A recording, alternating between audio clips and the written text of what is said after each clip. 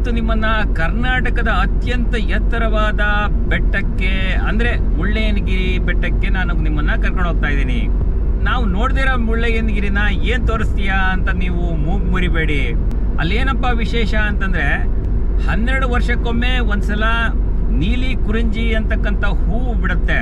ಅದು ಸರ್ವವ್ಯಾಪಿಯಾಗಿ ಮುಳ್ಳಯ್ಯನಗಿರಿ ಪ್ರದೇಶವನ್ನ ಆವರಿಸ್ಕೊಂಡಿರುತ್ತೆ.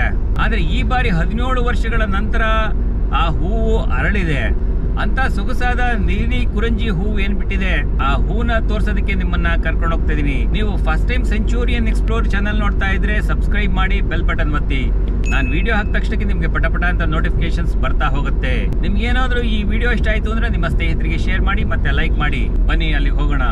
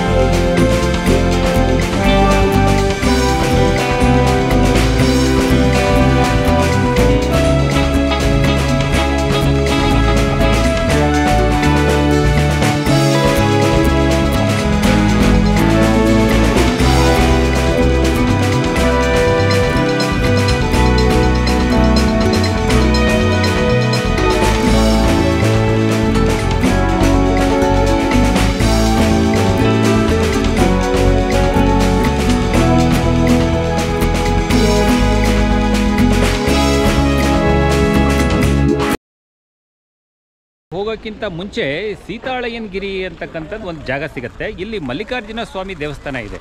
ನನ್ನ ಹಿಂದ್ಗಡೆ ನೀವು ನೋಡ್ತಾ ಇರ್ಬೋದು, ಇದು ಮಲ್ಲಿಕಾರ್ಜುನ ಸ್ವಾಮಿ ದೇವಸ್ಥಾನ, ಸೀತಾಳಯ್ಯನಗಿರಿಯ ಮಲ್ಲಿಕಾರ್ಜುನ ಸ್ವಾಮಿ ದೇವಸ್ಥಾನ. ಆ ದೇವಸ್ಥಾನದ ಒಳಗಡೆ ನಿಮಗೆ ತೋರಿಸ್ತೀನಿ, ಬನ್ನಿ ದೇವಸ್ಥಾನದ ಒಳಗಡೆ ಹೋಗಿ ನೋಡ್ಕೊಂಬರೋಣ. ಈ ದೇವಸ್ಥಾನದಲ್ಲಿ ಮುಖಮಂಟಪ ಮತ್ತೆ ನವರಂಗ, ಸುಖನಾಸಿ, ಗರ್ಭಗುಡಿ ಇರ್ತಕ್ಕಂಥದ್ದು ನಾವು ಕಾಣ್ಬೋದು. ಇದೊಂದು ಮುಖಮಂಟಪ ಅಂತ ಅನ್ಕೋಬಹುದು. ಇದು ನವರಂಗದಲ್ಲಿ 2 ಗರ್ಭಗುಡಿ ಇದೆ. ಇಲ್ಲಿ ವೀರಭದ್ರ ಸ್ವಾಮಿ ಸನ್ನಿಧಿ ಇರ್ತಕ್ಕಂಥದ್ದು ನಾವು ಕಾಣ್ಬೋದು. ಈ ಕಡೆ ನಾವು ದೇವಸ್ಥಾನಕ್ಕೆ ಎಂಟರ್ ಆಗ್ತಿದ್ದಂಗೆ ಎಡಗಡೆ ಸಿಗೋದು ವೀರಭದ್ರ ಸ್ವಾಮಿ ಸನ್ನಿಧಿ. ಇಲ್ಲಿ ಕಾಣ್ತಕ್ಕಂಥದ್ದು ಸೀತಾಳ ಮಲ್ಲಿಕಾರ್ಜುನ ಸ್ವಾಮಿ ಸನ್ನಿಧಿ.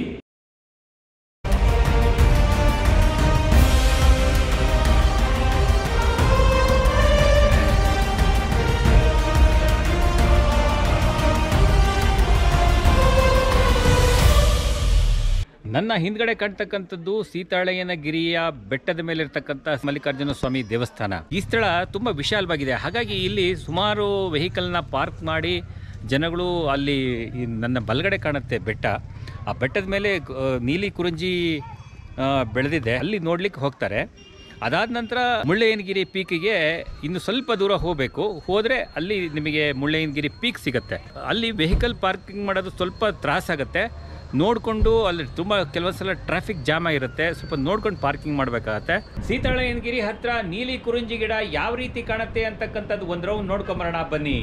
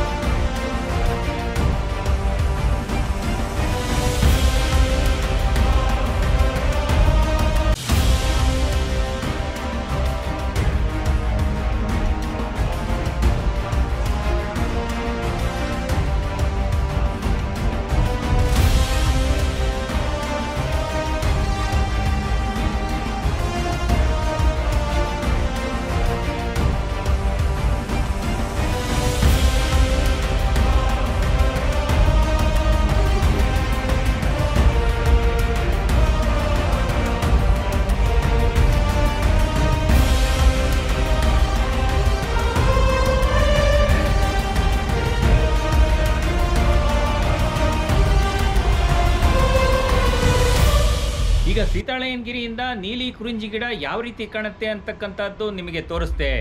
ಈಗ ಮುಳ್ಳಯ್ಯನಗಿರಿಗೆ ಹೋಗೋಣ. ಆ ಮುಳ್ಳಯ್ಯನಗಿರಿಗೆ ಹೋಗ್ತಾ ಹೋಗ್ತಾ ಪ್ರಕೃತಿ ಸೌಂದರ್ಯವನ್ನ ಆಸ್ವಾದ ಮಾಡ್ಕೊಂಡು ಹೋಗೋಣ ಬನ್ನಿ.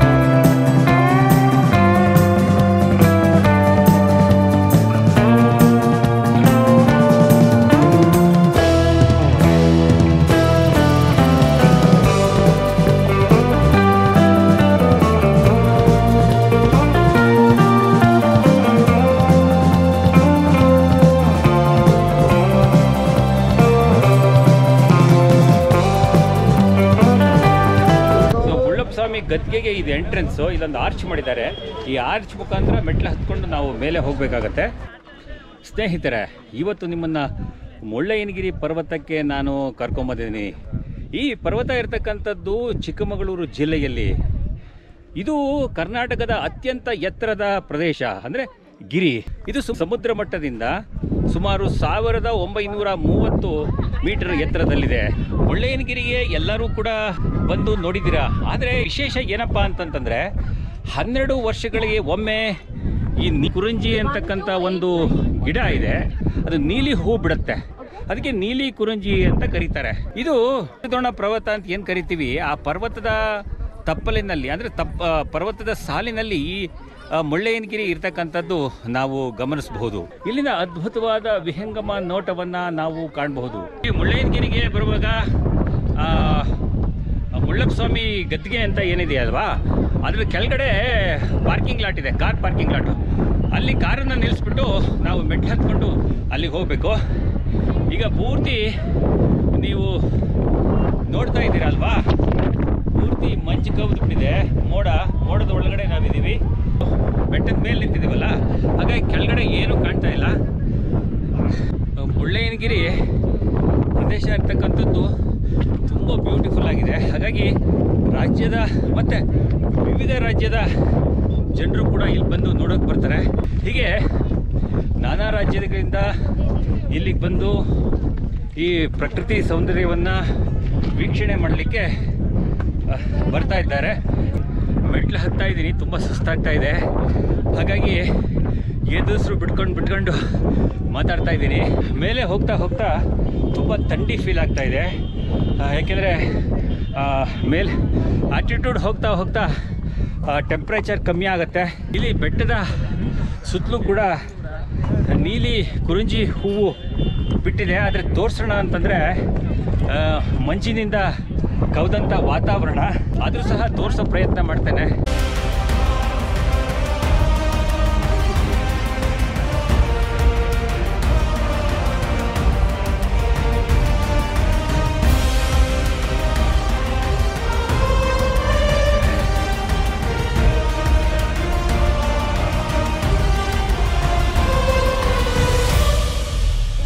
ಮೆಟ್ಲು ಹತ್ಕೊಂಡು ಬಂದಮೇಲೆ ಪೀಕಲ್ಲಿ ಮುಳ್ಳಪ್ಪ ಸ್ವಾಮಿ ಗದ್ಗೆ ಇರ್ತಕ್ಕಂಥದ್ದು ಕಾಣ್ಬೋದು. ಇಲ್ಲಿ ಒಂದು 10-20 ಮೆಟ್ಲಿದೆ. ಹತ್ಕೊಂಡು ಹೋಯ್ತು ಅಂದರೆ ಅಲ್ಲಿ ಮುಳ್ಳಪ್ಪ ಸ್ವಾಮಿ ಅಂದರೆ ಮುಳ್ಳಯ್ಯನಗಿರಿ ಅಂತ ಏನು ಹೆಸರು ಬಂತು, ಆ ಸ್ವಾಮಿಗಳು ಇಲ್ಲಿ ಐಕ್ಯ ಆಗಿರ್ತಕ್ಕಂಥ ಜಾಗ. ಆ ಜಾಗವನ್ನು ನಿಮಗೆ ತೋರಿಸ್ತೀನಿ. ಒಳಗಡೆ ಹೋಗಿ ನೋಡ್ಕೊಂಬರೋಣ ಬನ್ನಿ. ಮುಳ್ಳಯ್ಯನಗಿರಿ ಪೀಕಿಗೆ ಹೋಯ್ತು ಅಂತಂದರೆ ಇಲ್ಲೊಂದು ಬೋರ್ಡ್ ಹಾಕಿದ್ದಾರೆ, ಇದನ್ನು ನಾವು ಗಮನಿಸ್ಬೋದು. ಶ್ರೀ ಗುರು ಮೇಲು ಗದ್ದಿಗೆ ಮುಳ್ಳಪ್ಪ ಸ್ವಾಮಿ ಮಠ ಅಂತಕ್ಕಂಥದ್ದು. ಇಲ್ಲಿ ಈ ಎದುರುಗಡೆ ಕಾಣುತ್ತಲ್ಲ ಬಾವುಟ ಎಲ್ಲ ಕಾಣ್ತಾ ಇದೆ ಅಲ್ವಾ, ಇಲ್ಲಿ ಬಾವುಟದ ಕೆಳಗಡೆ ಅಂದರೆ ಆ ಕಡೆ ಒಂದು ಗುಡಿ ಇದೆ. ಆ ಗುಡಿನಲ್ಲಿ ಮುಳ್ಳಪ್ಪ ಸ್ವಾಮಿಗಳು ಐಕ್ಯವಾಗಿರ್ತಕ್ಕಂಥದ್ದು ಅವರ ಗದ್ದಿಗೆ ಇದೆ. ಒಳಗಡೆ ಹೋಗಿ ನೋಡ್ಕೊಂಬರೋಣ ಬನ್ನಿ. ಈಗ ನಾನು ಸಮುದ್ರ ಮಟ್ಟದಿಂದ 1930 ಮೀಟ್ರ್ ಎತ್ತರದಲ್ಲಿದ್ದೀನಿ. ಅಂದರೆ ಆಜಮಾಸು ಸಮುದ್ರ ಮಟ್ಟದಿಂದ 6300 ಅಡಿ ಎತ್ತರದಲ್ಲಿ ನಾನಿದ್ದೀನಿ. ಮುಳ್ಳಯ್ಯನಗಿರಿಯ ಮುಳ್ಳಪ್ಪ ಸ್ವಾಮಿ ಗದ್ಗೆ ಏನಿದೆ, ಅದರ ಎಡಭಾಗದಲ್ಲಿ ಒಂದು ಚಿಕ್ಕ ಗೇಟ್ ಇದೆ. ಆ ಗೇಟಿನ ತಡ ಬಂದರೆ ಇಲ್ಲಿ ಅದ್ಭುತವಾದ ದೃಶ್ಯವನ್ನು ನಾವು ಕಾಣಬಹುದು. ಬಹಳ ಬ್ಯೂಟಿಫುಲ್ ಆಗಿರುತ್ತೆ. ಇಲ್ಲಿ ಯಾರೂ ಪ್ರವಾಸಿಗರು ಬರಲ್ಲ, ಮತ್ತು ಇಲ್ಲಿ ಅಲೋ ಕೂಡ ಮಾಡಲ್ಲ ಅಂತ ಕಾಣುತ್ತೆ. ಹಾಗಾಗಿ ಯಾರು ಕೂಡ ಪ್ರವಾಸಿಗಳು ಬರಲ್ಲ. ದತ್ತಪೀಠದ ಬೆಟ್ಟದ ಶ್ರೇಣಿಗಳನ್ನು ಸಾಲುಗಳನ್ನು ನಾವು ಗಮನಿಸಬಹುದು. ತುಂಬ ಬ್ಯೂಟಿಫುಲ್ ವ್ಯೂ, ಸಖತ್ತಾಗಿದೆ, ಅಲ್ಟಿಯಾಗಿದೆ.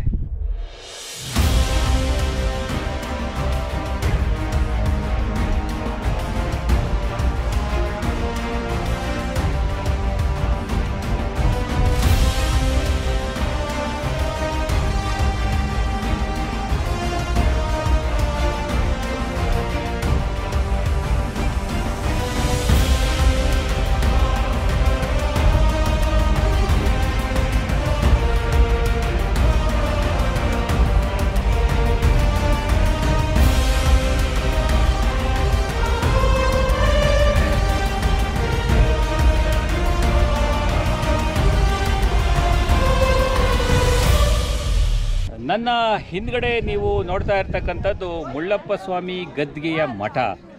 ಈ ಮಠದೊಳಗೆ ಏನಿದೆ, ಮುಳ್ಳಪ್ಪ ಸ್ವಾಮಿ ಅವ್ರ ಗದ್ಗೆ ಏನಿದೆ ಅದನ್ನ ನಿಮಗೆ ತೋರಿಸ್ತೀನಿ. ಆ ಮಠದೊಳಗೆ ಅಥವಾ ಗದ್ಗೆ ಒಳಗಡೆ ಹೋಗಿ ನೋಡ್ಕೊಂಬರೋಣ ಬನ್ನಿ.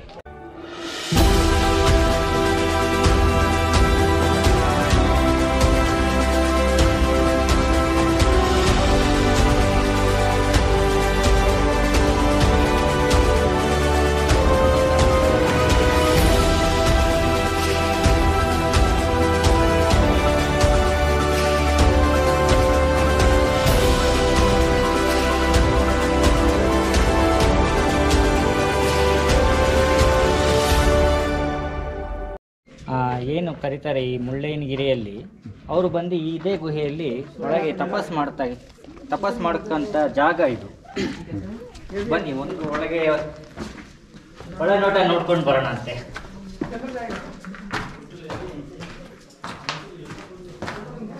ಈ ಜಾಗದಲ್ಲಿ ಅವ್ರು ಏನಿದೆ ಇಲ್ಲಿ ಮಂಟಪ ಮಾಡಿದ್ದಾರೆ. ಈ ಜಾಗದಲ್ಲಿ ಮುಳ್ಳಯ್ಯ ಸ್ವಾಮಿಗಳು ತಪಸ್ ಮಾಡ್ತಕ್ಕಂಥ ಜಾಗ ಇದು. ಅವರ ಎದುರುಗಡೆನೆ ಇದೊಂದು ನಿಮಗೆ ವಿಚಿತ್ರ ಅನ್ನಿಸ್ಬೋದು. ಇದು ಹುಲಿ ಗದ್ದಿಗೆ ಅಂತ ಹೇಳಿಬಿಟ್ಟು, ಇದು ಹುಲಿ ಅವರಿಗೆ ಯಾವಾಗಲೂ ಕಾವಲಾಗಿ ಇಲ್ಲಿ ಕೂತ್ಕೊಂಡು ಅವರಿಗೆ ಕಾವಲಾಗಿ ಕಾಯ್ತಾ ಇತ್ತು ಅಂತೇಳಿ ಒಂದು ಪ್ರತೀತಿ ಆಗಿನ ಕಾಲದಲ್ಲಿ ನೋಡಿದವರು ಹೇಳಿದ್ದಾರೆ. ಅದು ಪುಸ್ತಕದಲ್ಲಿ. ಶಿವರಾತ್ರಿ ಹಬ್ಬದ ನಂತರ ಈ ಮುಳ್ಳಪ್ಪ ಸ್ವಾಮಿಯ ಮಠ ಅಥವಾ ಗದ್ಗೆ ಅಂತ ಹೇಳ್ತೀವಿ, ಅಲ್ಲಿ ಒಂದು ಜಾತ್ರೆ ನಡೆಯುತ್ತೆ. ಇಲ್ಲೊಂದು ಸರ್ಪದಾರಿ ಅಂತ ಒಂದು ಹೇಳ್ತಾರೆ.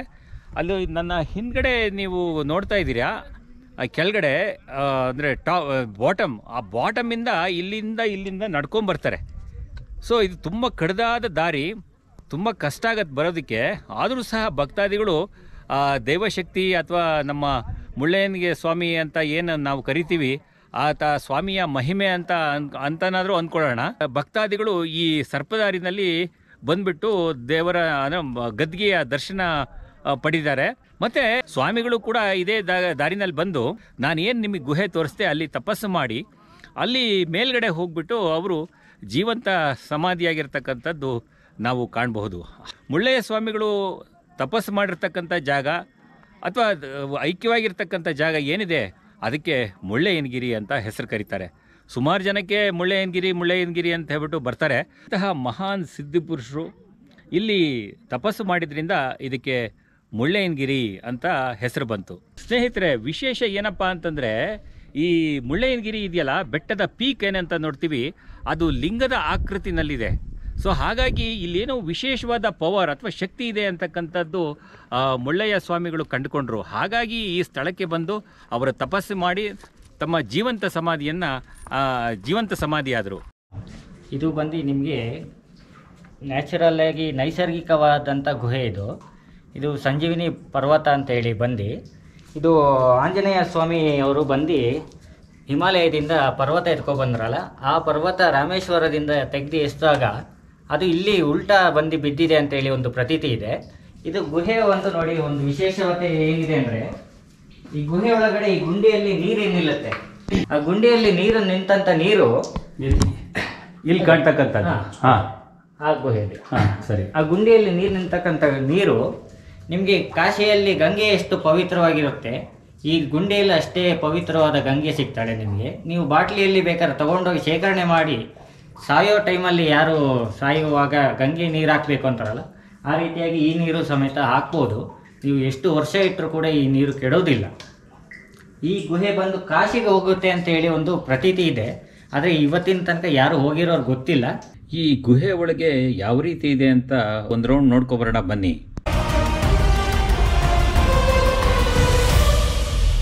ನೋಡಿ, ಇದು ತಾಯಿ ಗರ್ಭದಲ್ಲಿ ಮಗು ಹೇಗೆ ಜನನ ಆಗುತ್ತೆ ಆ ರೀತಿಯಾದ ಒಂದು ಭಾವನೆ ನೋಡ್ಬೋದು.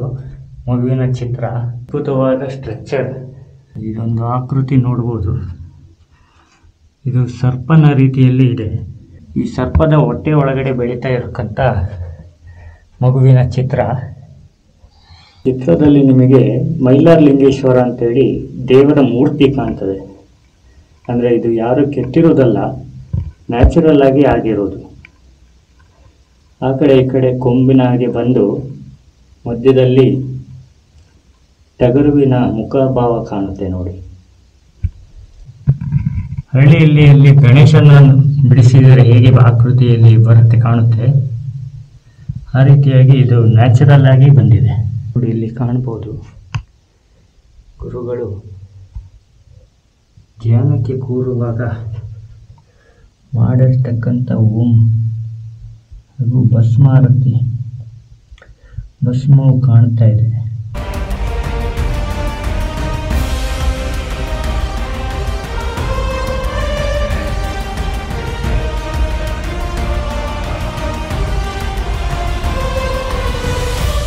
ಇಲ್ಲಿ ಏನು ನೋಡ್ತಾ ಇದ್ದೀರಾ, ನೀಲಿ ಕುರಂಜಿ ಹೂವು ಹೇರಳವಾಗಿರ್ತಕ್ಕಂಥದ್ದು ನಾವು ಗಮನಿಸ್ಬೋದು. ತುಂಬ ಬ್ಯೂಟಿಫುಲ್ ಆಗಿದೆ, ಇಲ್ಲಿ ನೋಡ್ಬೋದು. ಆದರೆ ದುರಂತ ಅಂತಂದರೆ ಅದ್ರ ಎದುರುಗಡೆನೇ ಒಂದು ಬೆಟ್ಟ ಇದೆ, ಅಲ್ಲಿ ಕಾಣುತ್ತೆ. ಕ್ಯಾಮ್ರಾಗೆ ಕಾಣುತ್ತೋ ಏನೋ ಗೊತ್ತಿಲ್ಲ, ಅಲ್ಲಿ ಗಮನಿಸ್ಬಹುದು. ಅಲ್ಲಿ ಏನು ಮಾಡ್ತಾರೆ, ಈ ಪ್ರವಾಸಿಗರು ಬಂದ್ಬಿಟ್ಟು ಆ ಬುಡ ಸಮೇತ ಆ ಗಿಡನ ಕಿತ್ಕೊಂಡು ಹೋಗ್ತಾರೆ. ತುಂಬ ದುರಂತ. ನಾವು ಪ್ರಕೃತಿನ ನಾವು ಎಂಜಾಯ್ ಮಾಡಬೇಕು, ನೋಡಿ ಕಣ್ಮನ ತೆಳೆಸ್ಕೋಬೇಕು. ದುರಂತ ಅಂದರೆ ಅದನ್ನು ಕಿತ್ತು ನಾವು ಅದಕ್ಕೆ ಪ್ರಕೃತಿಗೆ ಹಿಂಸೆ ಕೊಡ್ತಾ ಇದ್ದೀವಿ. ನಾವು ಆ ಕಿತ್ಕೊಂಡು ಕೈಯಲ್ಲಿ ಇಟ್ಕೊಂಡು ಫೋಟೋ ತೆಗೆಸ್ಕೊಳ್ಳೋದು ಇದೆಲ್ಲ ಮಾಡ್ತಿದ್ದಾರೆ. ಇದೊಂದು ದುರಂತ ಅಂತ ನಾನು ಪರಿಭಾವಿಸ್ತೀನಿ. ಈ ಏನು ನೀಲಿ ಕುರಿಂಜಿ ಗಿಡ ಅಂತ ಏನಿದೆ, ಈ ಗಿಡ ಈ ಬೆಟ್ಟದ ಸರೌಂಡಿಂಗ್ಸ್ ಏನಿದೆ ಅದರಲ್ಲಿ ಮಾತ್ರ ಈ ಗಿಡ ಹೂವು ಬರ್ತಕ್ಕಂಥದ್ದು. ಹಾಗಾಗಿ ಇದನ್ನು ಉಳಿಸಿ ಬೆಳೆಸ್ತಕ್ಕಂಥ ಕರ್ತವ್ಯ ನಮ್ಮದಾಗಿದೆ. ಯಾವ ರೀತಿ ಇದೆ ಅಂತಂದರೆ, ಈ ಬೆಟ್ಟ ಒಂಥರ ಕಣ್ಣು ಮುಚ್ಚಾಲೆ ಆಡಿಸ್ತಾ ಇದೆ. ಒಂದ್ಸಲ ಮೋಡ ಕವ್ಕೊಳ್ಳುತ್ತೆ, ಒಂದ್ಸಲ ತೆರ್ಕೊಳ್ಳುತ್ತೆ. ಬಹಳ ಸೊಗಸಾಗಿದೆ ಈ ವಾತಾವರಣ. ಮುಳ್ಳಪ್ಪ ಸ್ವಾಮಿ ಮಠದ ಮೇಲ್ಗಡೆಯಿಂದ ಕೆಳಗಡೆ ಯಾವ ರೀತಿ ಕಾಣುತ್ತೆ ಅಂತಕ್ಕಂಥದ್ದು ನಿಮಗೆ ತೋರಿಸ್ತಾ ಇದ್ದೀನಿ. ನೋಡಿ, ಬ್ಯೂಟಿಫುಲ್ ಆಗಿ ಕಾಣ್ತಾ ಇದೆ. ಆಗಲೇ ಮೋಡ ಮುಚ್ಕೊಂಡಿತ್ತು, ಈಗ ಮೋಡ ಕ್ಲಿಯರ್ ಆಗಿದೆ. ಮೋಡ ಕ್ಲಿಯರ್ ಆದಾಗ ಯಾವ ರೀತಿ ಕಾಣುತ್ತೆ ಅಂತ ನಿಮಗೆ ತೋರಿಸ್ತೀನಿ.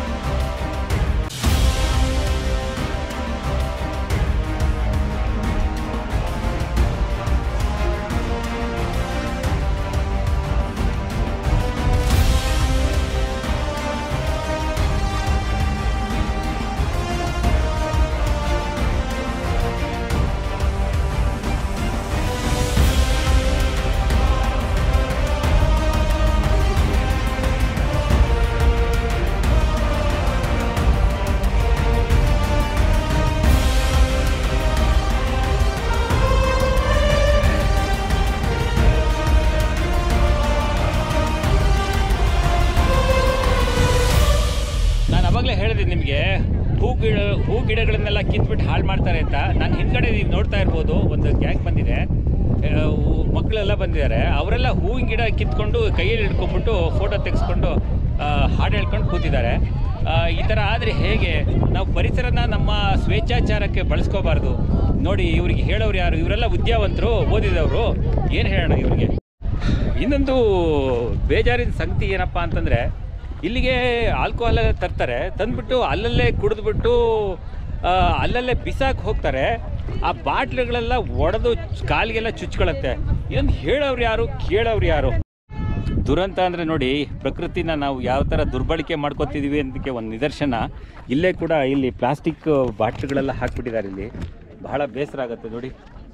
ಈ ಪರಿಸರ ನಮ್ಮ ಸ್ವೇಚ್ಛಾಚಾರಕ್ಕಲ್ಲ, ದುರಂತ ಅಂದರೆ ನೋಡಿ, ಇಲ್ಲಿ ಬರ್ತಾರಲ್ಲ ಪ್ರವಾಸಿಗರು, ಆ ಪ್ರಕೃತಿ ಸೌಂದರ್ಯವನ್ನು ಆಸ್ವಾದಿಸೋ ಬದಲು ಇಲ್ಲಿ ಚಿಕ್ಕ ಚಿಕ್ಕ ಮ್ಯೂಸಿಕ್ಗಳನ್ನು ಹಾಕ್ಕೊಂಡು ಡ್ಯಾನ್ಸ್ ಮಾಡ್ತಿರೋದು ನೀವು ಗಮನಿಸಿದೆ. ಬಹಳ ಬೇಸರ ಅನಿಸ್ತು. ಹಾಗಾಗಿ ನಿಮ್ಗೊಂದೊಂದು ಝಲಕ್ ತೋರಿಸ್ತೀನಿ.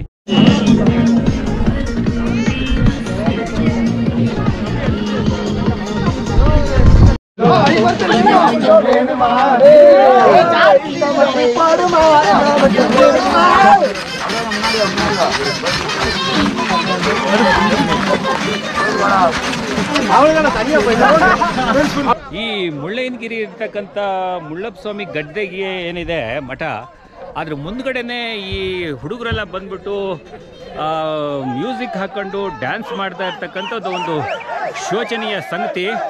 ನೋಡಿ, ಅಲ್ಲಿ ಕಾಣ್ತಾ ಇದೆ ನೋಡಿ, ಕೂಗಾಡ್ತಾ ಕುಣಿತಾ ಇದ್ದಾರೆ. ಇದನ್ನು ಹೇಳೋರು ಕೇಳೋರು ಯಾರೂ ಇಲ್ವಾ ಅಂತಕ್ಕಂಥದ್ದು ಒಂದು ಜಿಜ್ಞಾಸೆ ನನಗೆ ಕಾಡ್ತಾ ಇದೆ. 12 ವರ್ಷಕ್ಕೆ ಒಂದ್ಸಲ ಈ ಕುರಿಂಜಿ ಹೂವು ಬಿಡುತ್ತೆ. ಆದರೆ ಈಗ 2006ರಲ್ಲಿ ಬಿಟ್ಟಿತ್ತು. ಅದಾದ ನಂತರ ಈಗ ಬಿಟ್ಟಿದೆ. ಅಂದರೆ ಸುಮಾರು 17 ವರ್ಷಗಳ ನಂತರ ಬಿಟ್ಟಿದೆ. ಹೋದ ವರ್ಷ ಸ್ವಲ್ಪ ಬಿಟ್ಟಿತ್ತು, ಅಲ್ಪ ಸ್ವಲ್ಪ ಬಿಟ್ಟಿತ್ತು. ಆದರೆ ಈ ವರ್ಷ ಪರಿಪೂರ್ಣವಾಗಿ ಬಿಟ್ಟಿರ್ತಕ್ಕಂಥದ್ದು ನಾವು ಕಾಣ್ಬೋದು. ಸೊ ಮುಳ್ಳಯ್ಯನಗಿರಿ ಯಾವ ಥರ ಇದೆ, ಅದರ ಪ್ರಕೃತಿ ಸೌಂದರ್ಯವನ್ನು ನಿಮಗೆ ನಾನು ತೋರಿಸ್ತೀನಿ. ಸಿಗುತ್ತೆ ಅಂತ ನಾನು ಅಂದ್ಕೊಂಡಿದ್ದೀನಿ. ನಿಮಗೇನಾದರೂ ಈ ವಿಡಿಯೋ ಇಷ್ಟ ಆಯಿತು ಅಂದರೆ ನಿಮ್ಮ ಸ್ನೇಹಿತರಿಗೆ ಶೇರ್ ಮಾಡಿ ಮತ್ತು ಲೈಕ್ ಮಾಡಿ ಅಂತ ಹೇಳ್ತಾ ಇಲ್ಲಿಗೆ ಈ ಸಂಚಿಕೆಯನ್ನು ಮುಗಿಸ್ತಾ ಇದ್ದೀನಿ. ಮುಂದಿನ ಸಂಚಿಕೆಯಲ್ಲಿ ಇಂತಹದೇ ಒಂದು ರೋಚಕವಾದ ಜಾಗಕ್ಕೆ ನಿಮ್ಮನ್ನು ಕರ್ಕೊಂಡು ಹೋಗ್ತೀನಿ. ಅಲ್ಲಿವರೆಗೂ ನಮಸ್ಕಾರ.